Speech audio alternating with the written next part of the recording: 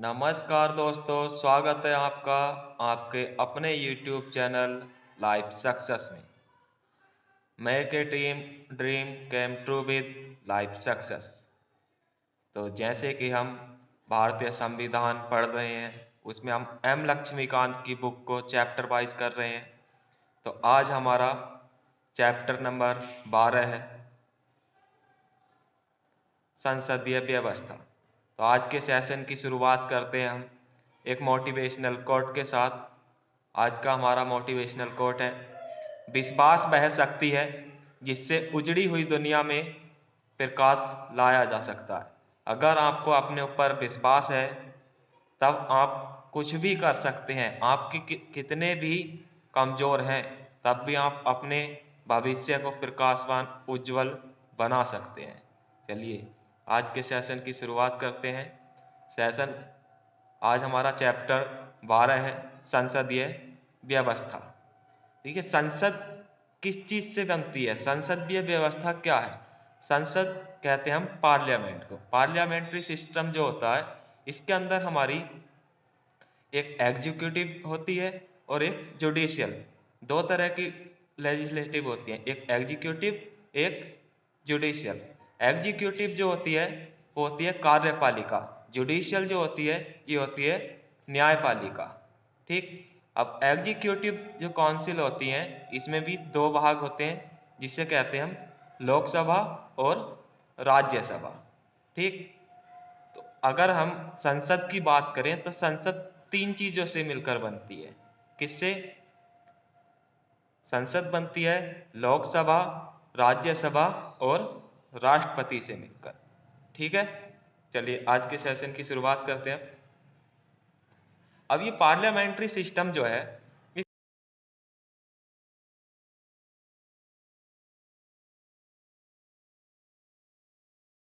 ये व्यवस्था दी गई है।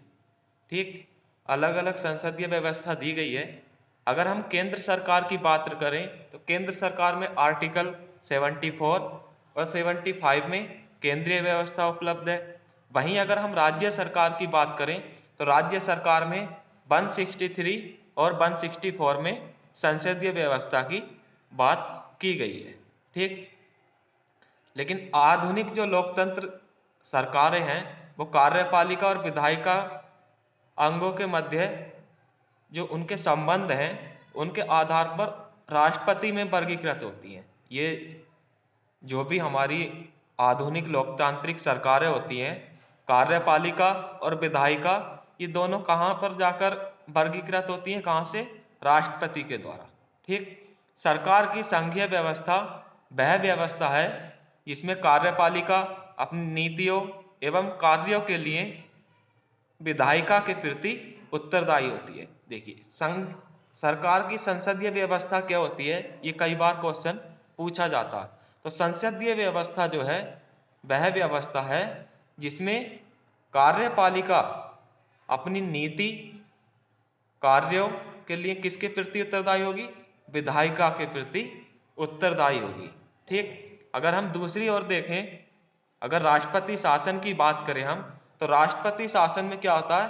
कार्यपालिका अपनी नीति एवं कार्यों के लिए विधायिका के प्रति उत्तरदायी नहीं होती। ठीक है। और यह संवैधानिक रूप से अपने कार्यकाल में विधायिका से स्वतंत्र होती है अगर राष्ट्रपति का शासन व्यवस्था है तब। ठीक है। संसदीय सरकार की बात करें, कैबिनेट सरकार जिसे हम कहते हैं, या फिर उत्तरदायी सरकार भी कह सकते हैं उसे हम, या फिर सरकार का वेस्टमिंस्टर स्वरूप भी कह सकते हैं। ठीक। अब ये जो है कहाँ कहाँ पर है? ब्रिटेन, जापान, कनाडा और भारत में उपलब्ध है। कौन सा सिस्टम? कैबिनेट सिस्टम जो है, या उत्तरदायी सरकार, या फिर सरकार का वेस्टमिंस्टर स्वरूप जो है कहाँ पर? ब्रिटेन में है। सबसे पहले ब्रिटेन में था, फिर जापान में, अभी जो है हमारे भारत में भी उपलब्ध है। क्योंकि 1950 में जब हमने संविधान बना के हम उसमें तो हम बहुत नई नई जगह से, हर एक देश से हमने कुछ ना कुछ लिया था। तो ये भी सिस्टम हमने ब्रिटेन से ऐड किया। ठीक है। राष्ट्रपति सरकार को गैर उत्तरदायी या गैर संसदीय निश्चित कार्यकारी व्यवस्था कहा जाता है। देखिए अभी जो बात की हमने कैबिनेट सरकार की बात की, लेकिन अगर हम राष्ट्रपति सरकार की बात करें तो उसे जो गैर उत्तरदायी, क्योंकि राष्ट्रपति किसी के लिए उत्तरदायी नहीं होता, और गैर संसदीय उसमें किसी प्रकार की कोई संसद नहीं होती है, और निश्चित कार्यकारी व्यवस्था, उसका कार्यकारी व्यवस्था जो है निश्चित होती है। ये कहां पर प्रचलित है? तो ये अमेरिका, ब्राजील, रूस और श्रीलंका में देखने को मिलता है। चलिए आगे चलते हैं। अब एक राजनीतिक हैं, कौन? आइवर जोनिक्स। आइवर जोनिक्स ने संसदीय व्यवस्था को कैबिनेट व्यवस्था कहा है। जो संसदीय व्यवस्था है हमारी, उसे आइवर जोनिक्स ने क्या कहा है? कैबिनेट व्यवस्था कहा है। क्यों कहा है? क्योंकि इसमें केंद्र बिंदु जो कैबिनेट होता है, जितने भी कार्य होते हैं कैबिनेट के थ्रू होते हैं। केंद्र बिंदु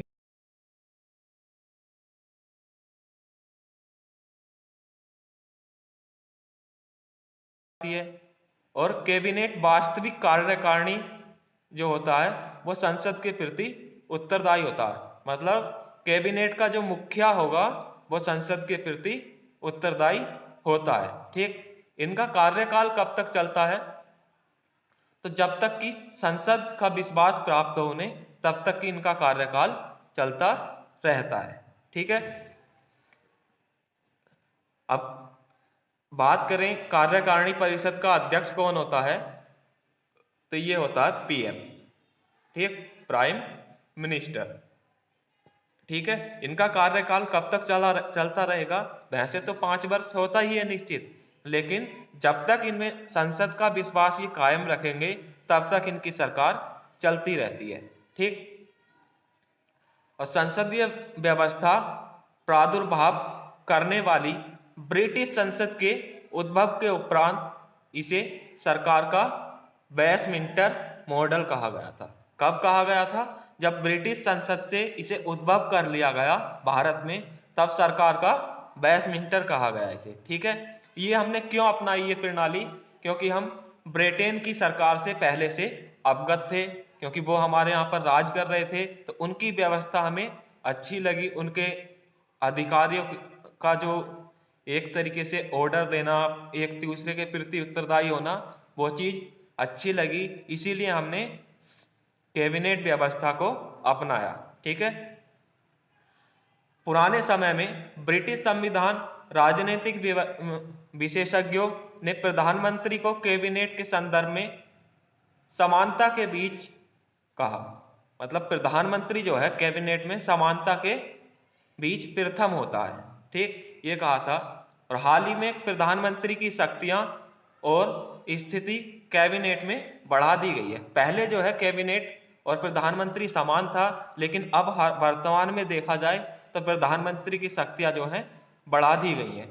ठीक, कुछ ब्रिटिश राजनीतिक प्रशासनिक व्यवस्था प्रभावशाली भूमिका अदा करने लगा, इसलिए बाद में राजनीतिक विशेषज्ञों ने क्या कहा, जैसे क्रॉम्सेन,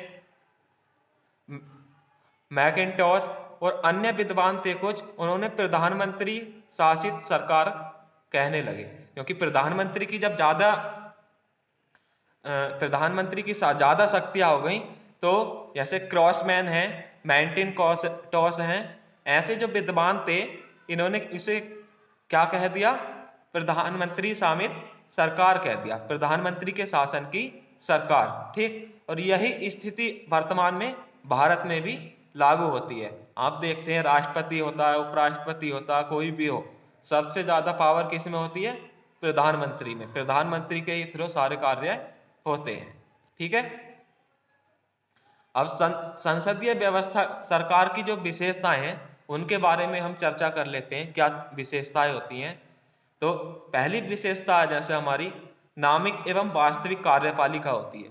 जो कार्यपालिका होती है वो नाम की और वास्तविक होती है। ठीक, इसका वर्णन कहाँ मिलता हमें? आर्टिकल 74 में। ठीक, राष्ट्रपति नामिक कार्यपालिका विधिक कार्यकारी है। मतलब विधिक कार्यकारी वो एक कार्यकारी के रूप में रहेगा तो केवल सिग्नेचर करने के लिए। वास्तविक कार्यकारी जो है वो कौन है? प्रधानमंत्री है। ठीक, इस तरह राष्ट्रपति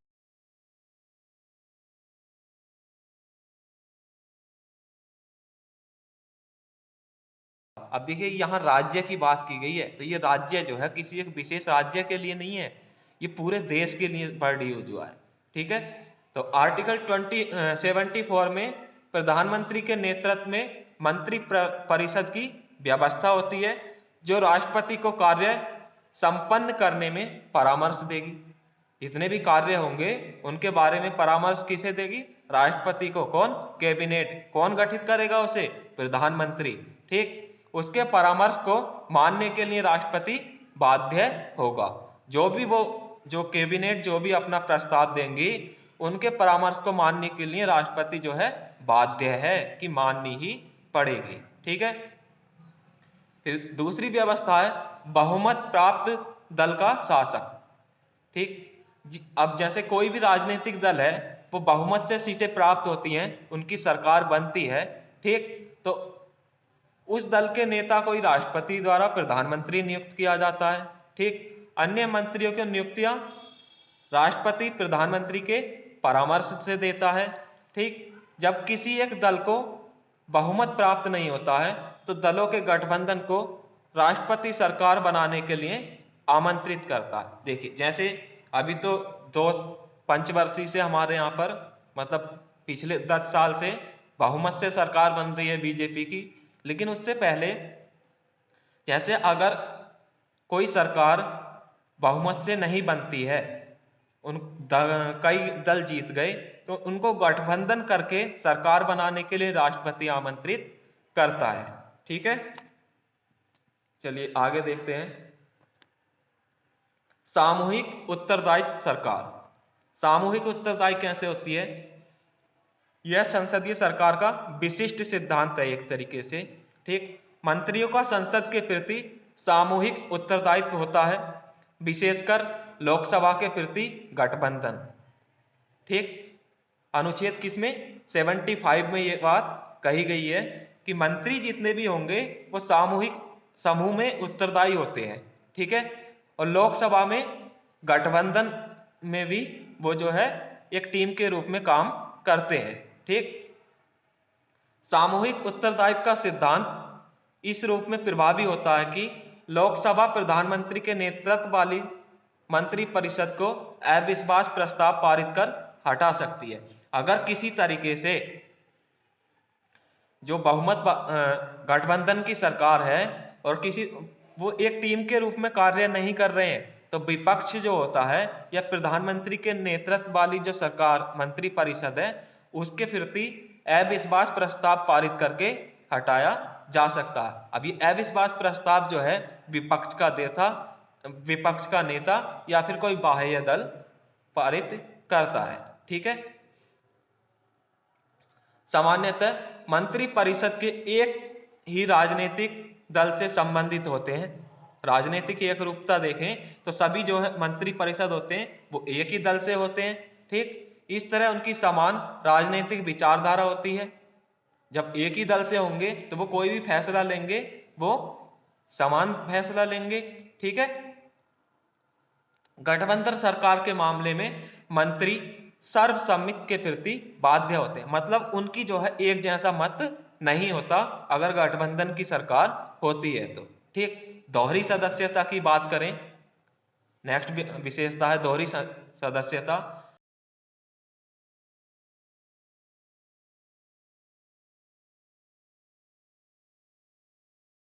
वो विधायिका और कार्यपालिका दोनों के सदस्य होते हैं।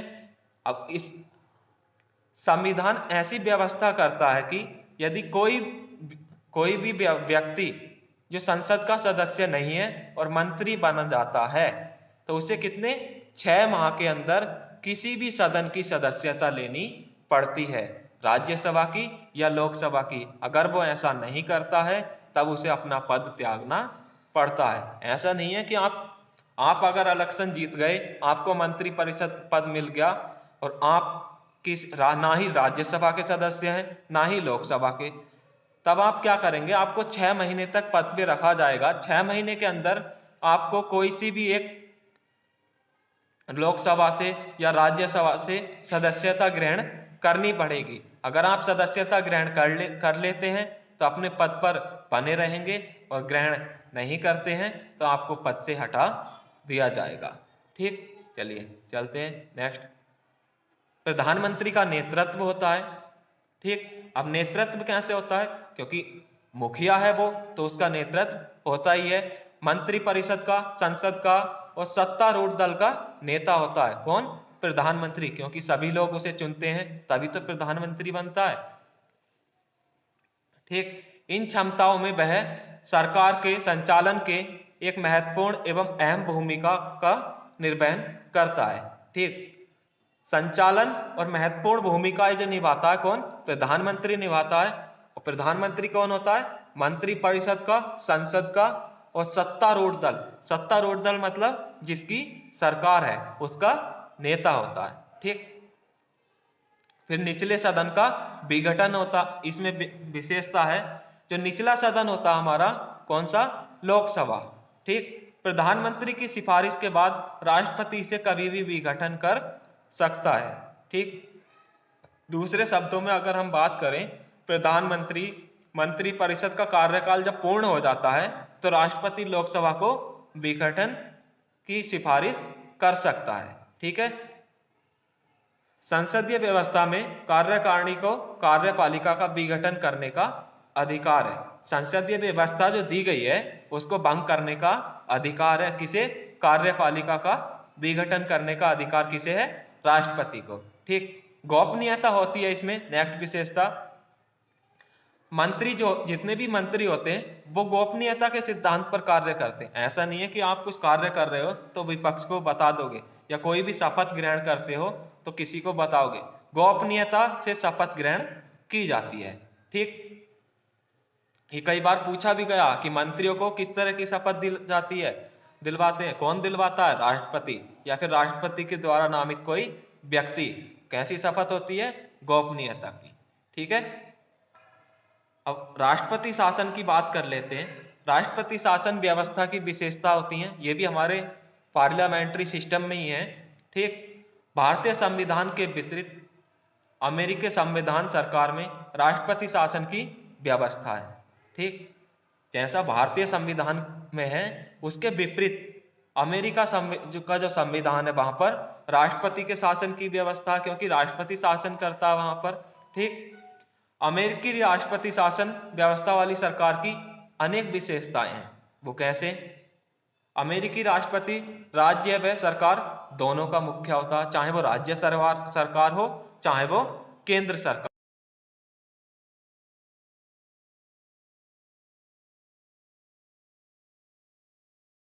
का मुखिया होने के नाते उसे कार्यकारी अंगों का नेतृत्व करने के लिए कहा जाता है। ठीक है, और निर्वाचन जो है 4 वर्ष के बाद होता है। कहां पर? अमेरिका के राष्ट्रपति की विशेषताएं चल रही है ये। ठीक, उसे कांग्रेस द्वारा गैर संवैधानिक कार्य के लिए दोषी पाए जाने पर अतिरिक्त नहीं हटाया जा सकता। ठीक, जैसे अब हमारे यहां पर संसद कहते हैं, वैसे ही अमेरिका की संसद को कांग्रेस कहा जाता है। ठीक, अगर संसद के द्वारा गैर संवैधानिक कार्य हैं कोई, उनके प्रति कोई दोषी पाया जाता है राष्ट्रपति, तब उसे हटाया नहीं जा सकता, अतिरिक्त नहीं हटाया जा सकता। अगर गैर संवैधानिक कार्य करता है तब उसे हटाया जा सकता है।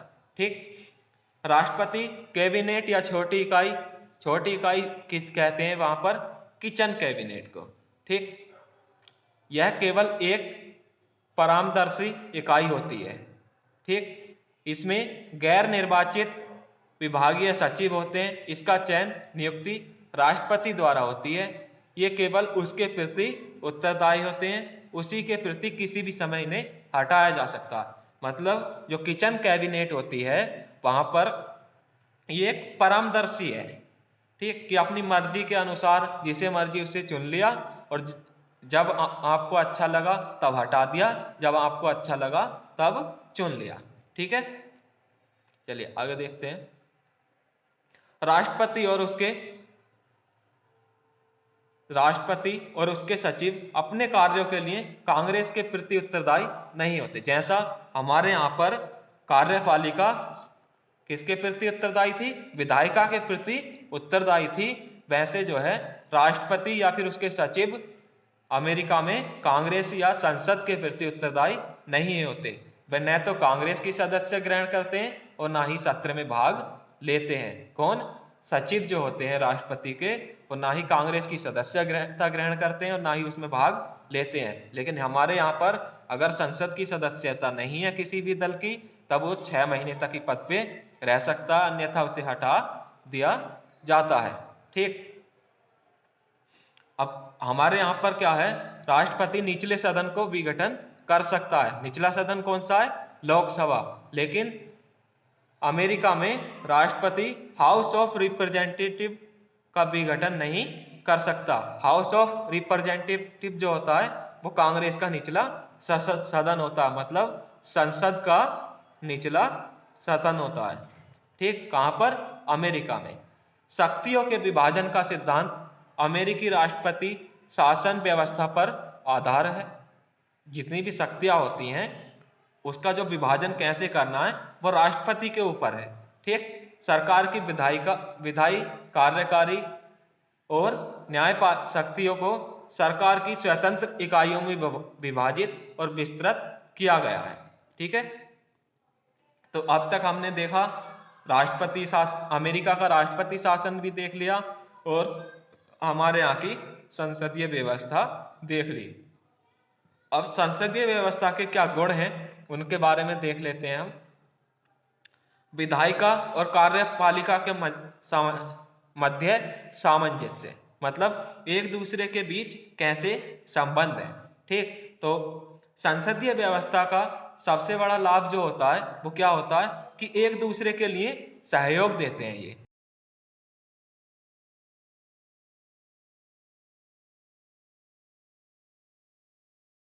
कोई वाद विवाद होता है तो उसमें एक दूसरे के साथ बैठकर बातचीत करके कार्य को निपटा दिया जाता है। ठीक, बहुत कम विवाद के कारण आते हैं।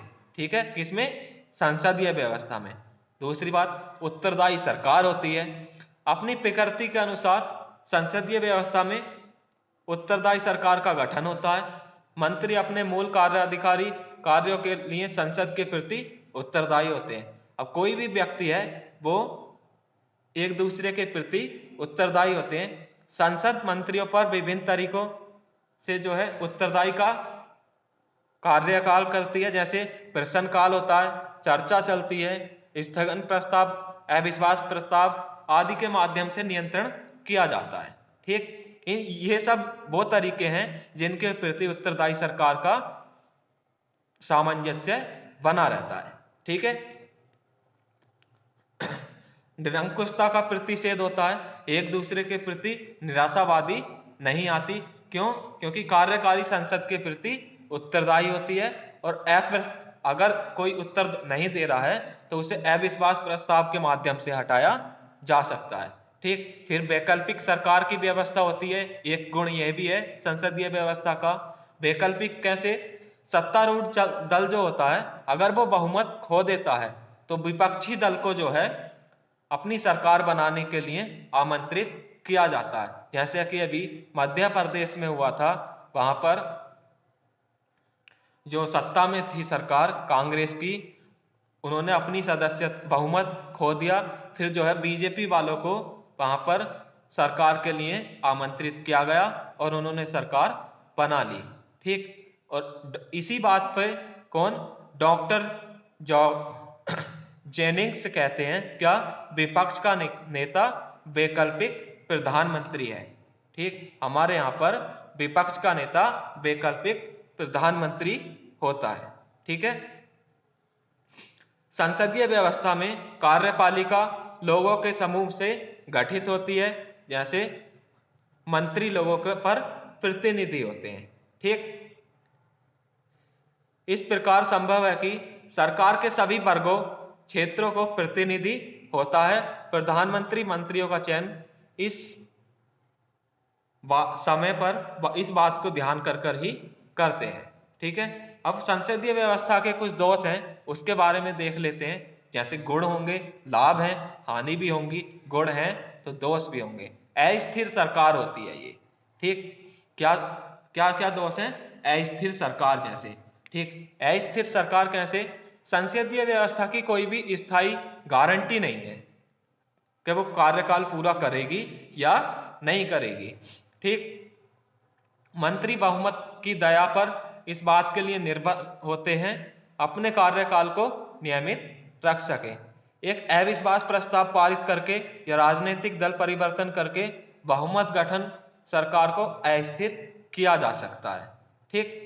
मोरारजी ऐसे कुछ हमारे सरकार रही हैं, जैसे मोरारजी देसाई के समय पे, चरण सिंह के समय पे, बीपी सिंह के समय पे, चंद्रशेखर के समय पर, देवगौड़ा और के गुलजार के नेतृत्व में ऐसी सरकारें रही हैं। कैसी? अस्थायी सरकार, ठीक। नीतियों की निश्चितता का अभाव, संसदीय व्यवस्था। नीतियों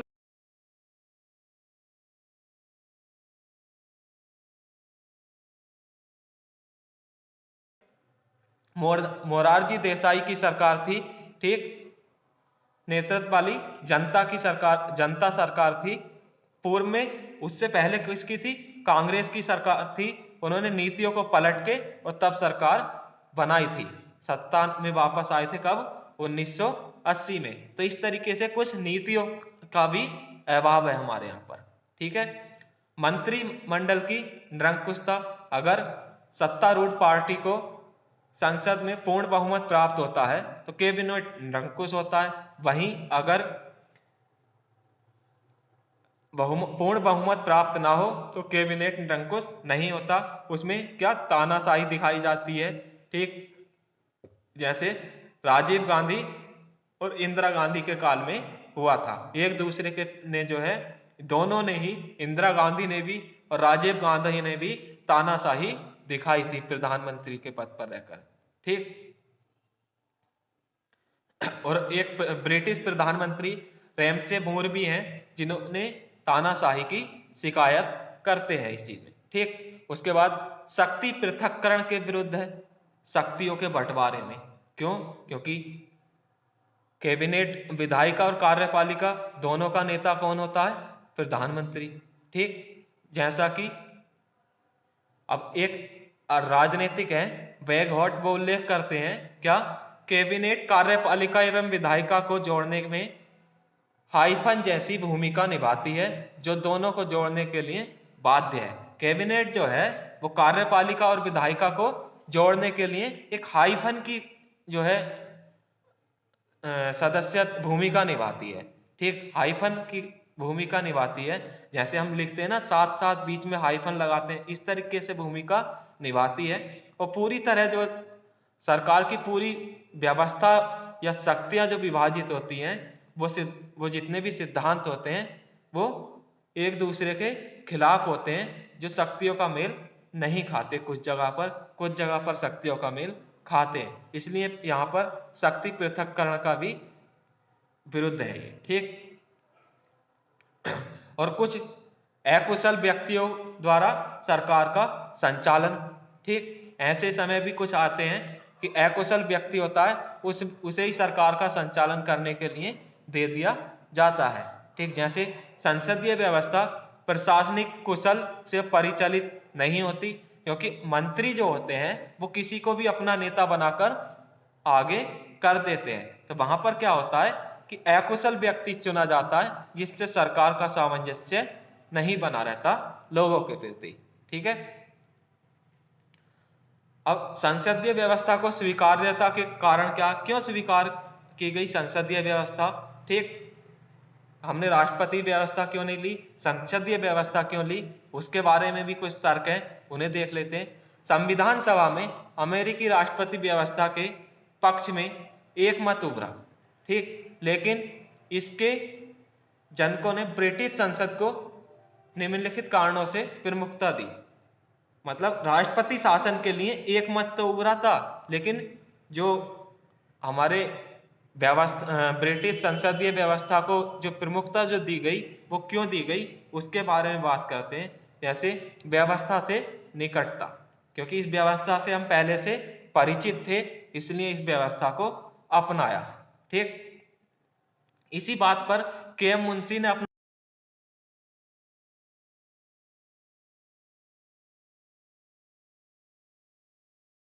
उत्तरदायित्व का शुरू कराया गया था। ठीक, इससे हमारे संवैधानिक परंपरा सदस्यता बनी है। इस अनुभव के बाद हमें पीछे क्यों जाना चाहिए और क्यों महान अनुभव क्यों खरीदे। तो ये बात किसने कही थी? के.एम. मुंशी ने। क्यों? क्योंकि पिछले 30 से 40 साल से जो है भारतीय ब्रिटिश सरकार में किसी ना किसी सचिव के पद पर, किसी ना किसी पद पर रहकर कार्य करते आ रहे थे, तो उस चीज से वो परिचित थे, एक्सपीरियंस था। अगर नई व्यवस्था अपनाते तो उसके लिए उन्हें फिर से अनुभव खरीदना पड़ता, मतलब अनुभव जानना पड़ता। ठीक, तो हो सकता था आप अमेरिका से कुछ सीखने जाते तो अमेरिका फिर पहले ब्रिटेन की सरकार थी, फिर अमेरिका कब्जा कर लेता। इसीलिए ये तर्क बिल्कुल सटीक बैठता है।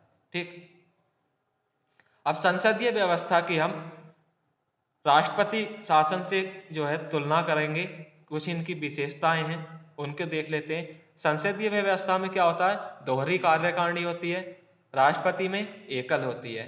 ठीक, संसदीय व्यवस्था में बहुमत दल का नेता होता है, राष्ट्रपति में विधायक वो अकेला निर्वाचित होता है। ठीक, सामूहिक उत्तरदायी होती है संसदीय व्यवस्था, जबकि उत्तरदायित्व का अभाव होता है राष्ट्रपति शासन में। ठीक, राजनीतिक एकरूपता होती है संसदीय व्यवस्था में, राजनीतिक एकरूपता नहीं होती राष्ट्रपति शासन में। प्रधानमंत्री का नेतृत्व होता है। ठीक, इसमें राष्ट्रपति का नियंत्रण रहता है। दोहरी सदस्यता होती है, जबकि राष्ट्रपति शासन में एकल सदस्यता रहती है। निचले सदन का विघटन हो सकता है, जबकि राष्ट्रपति शासन में निचले सदन का विघटन नहीं होता। शक्तियों का सम्मिश्रण होता है, मतलब लोकसभा राज्यसभा में बटी होती हैं, जबकि शक्तियों का विभेद नहीं होता राष्ट्रपति शासन में। ठीक है, अब इनके कुछ गुण और कुछ दोष हैं, उनको भी देख लेते हैं। विधायिका एवं कार्यपालिका के बीच सामंजस्य होता है। ठीक, और ये अभी ये जो दिया गया है, ये दिए गए हमें संसदीय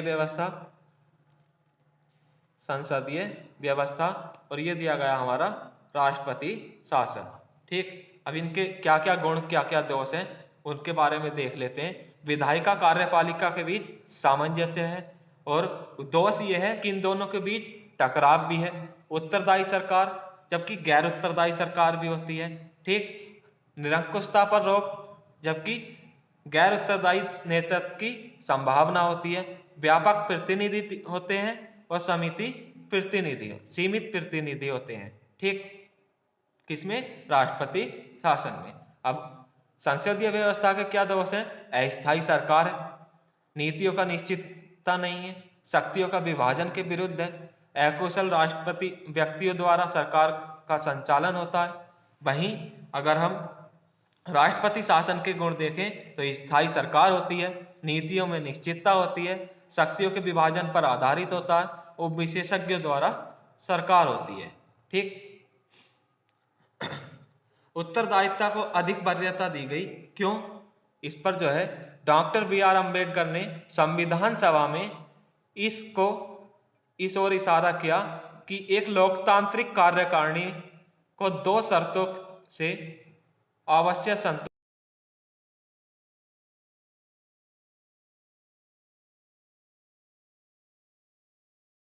कोई उत्तरदायी नहीं होगा तो कोई कुछ भी कर सकता है। लेकिन दुर्भाग्य की बात यह है कि यह संभव ना हो सका। ऐसी व्यवस्था को खोजा जाए जिससे दोनों समान स्तरों पर सुनिश्चित किया जाए। अब अमेरिकी व्यवस्था की ओर अगर देखें तो कम उत्तरदायी है। अमेरिकी व्यवस्था ज्यादा स्थायित्व देती है लेकिन उत्तरदायित्व कम है। ठीक, दूसरी तरफ ब्रिटिश व्यवस्था जो है ज्यादा उत्तरदायित्व है लेकिन कम स्थायित्व है। ठीक है। प्रारूप संविधान ने कार्यपालिका की संसदीय व्यवस्था की सिफारिश करते हुए स्थायित्व की तुलना में उत्तरदायित्व की वरीयता दी। इसीलिए हमने जो है ब्रिटिश सरकार को के पैटर्न को अपनाया। ठीक है। विधायिका एवं कार्यपालिका के बीच टकराव को रोकने के लिए क्या किया रोकने की आवश्यकता क्यों है?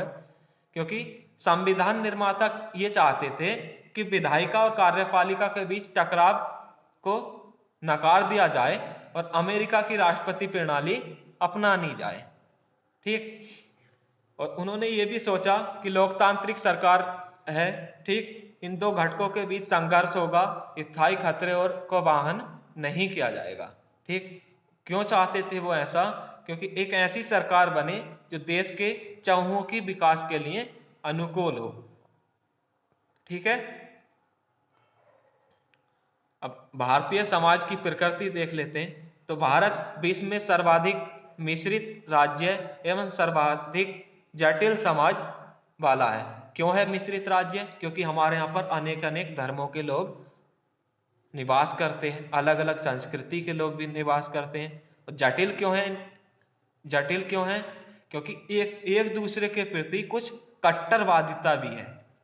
ठीक है, इसलिए जटिल है। ठीक।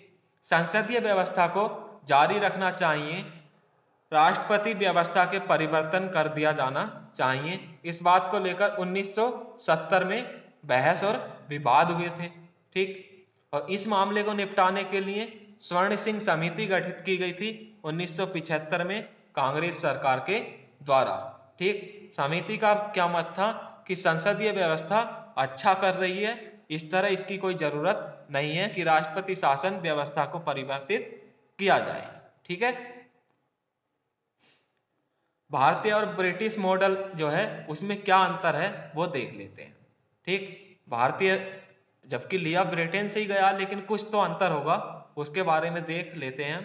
ठीक। भारतीय सरकार में संसदीय व्यवस्था विस्तृत रूप में है, जब ठीक, लेकिन ब्रिटिश सरकार संसदीय व्यवस्था आधारित है। हमारे यहाँ पर कैसी है? विस्तृत रूप में है। ठीक। लेकिन ब्रिटेन में कैसी है? आधारित है। ठीक है। यद्यपि ब्रिटिश पद्धति की नकल नहीं रही। इस चीज को अगर हम देखें तो हमारे यहाँ पर ब्रिटेन की पद्धति की जो नकल नहीं है। ठीक। ब्रिटेन जो है राजशाही के स्थान राजशाही है, वहीं भारत जो है गणतंत्र है। ठीक है। अगर हम देखें तो भारत में राज्य का मुखिया राष्ट्रपति होता है जो निर्वाचित किया जाता है, जबकि ब्रिटेन राज्य का मुखिया राजा या रानी होते हैं जो कि आनुवांशिक होते हैं। ठीक। मतलब वंश के प्रति चलते हैं। तो ये हमारे यहाँ पर अंतर है। ब्रिटिश व्यवस्था संसद की संप्रभुता के सिद्धांत पर आधारित है।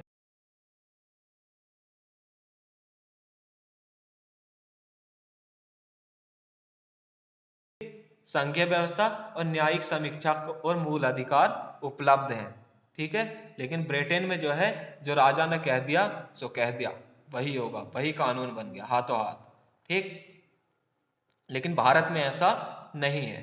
ठीक है। शक्तियों का बंटवारा किया गया भारत में। ब्रिटेन में प्रधानमंत्री को संसद के निचले सदन का सदस्य होना चाहिए, लेकिन भारत में प्रधानमंत्री को दोनों में से किसी भी एक सदन का सदस्य होना चाहिए। अब ब्रिटेन के निचले सदन को क्या कहते हैं? तो ब्रिटेन के निचले सदन को कहते हैं हाउस ऑफ कॉमन। ठीक है।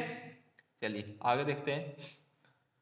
ब्रिटेन संसद सदस्य बतौर मंत्री नियुक्त किए जाते हैं, मतलब जो संसद के सदस्य होते हैं वही मंत्री नियुक्त किए जाते हैं। जबकि भारत में किसी भी व्यक्ति को मंत्री नियुक्त किया जा सकता है 6 माह के लिए। ठीक। और 6 माह के अंदर अंदर उसे जो है किसी ना किसी सदन की सदस्यता लेनी पड़ती है।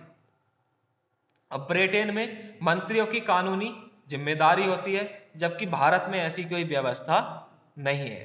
ठीक है। ब्रिटेन के विपरीत भारत में मंत्री को राज्य के मुखिया के रूप में हस्ताक्षर करना भी जरूरी नहीं होता है। ठीक। कौन हस्ताक्षर करता है? प्रधानमंत्री। ठीक है, या राष्ट्रपति। ब्रिटेन कैबिनेट व्यवस्था में शैडो कैबिनेट एक अनोखी संस्था है। शैडो मतलब दूसरी कैबिनेट, ठीक। इसे विपक्ष पार्टी द्वारा गठित किया जाता है, मतलब अगर वहां पर कोई विपक्ष में है तो उसकी अपनी कैबिनेट होगी, लेकिन भारत में ऐसी कोई संस्था नहीं है, ठीक है। तो आज का सेशन समाप्त होता है, संसदीय व्यवस्था हमारी खत्म हुई। Thanks for watching video. अगर आपको वीडियो अच्छी लगी हो तो हमारे चैनल को लाइक करें, वीडियो को लाइक करें, शेयर करें अपने दोस्तों के पास। इससे हमें मोटिवेशन मिलेगा, तभी हम जल्दी जल्दी वीडियो बनाएंगे, आपका कोर्स कंप्लीट कराएंगे, ठीक। और हमारे जो भी लोग नए हैं हमारे चैनल को सब्सक्राइब करें। सब्सक्राइब करने के बाद बेल आइकन दबाना ना भूलें। नमस्कार, मिलते हैं नेक्स्ट सेशन में। हंसते रहिए, मुस्कुराते रहिए।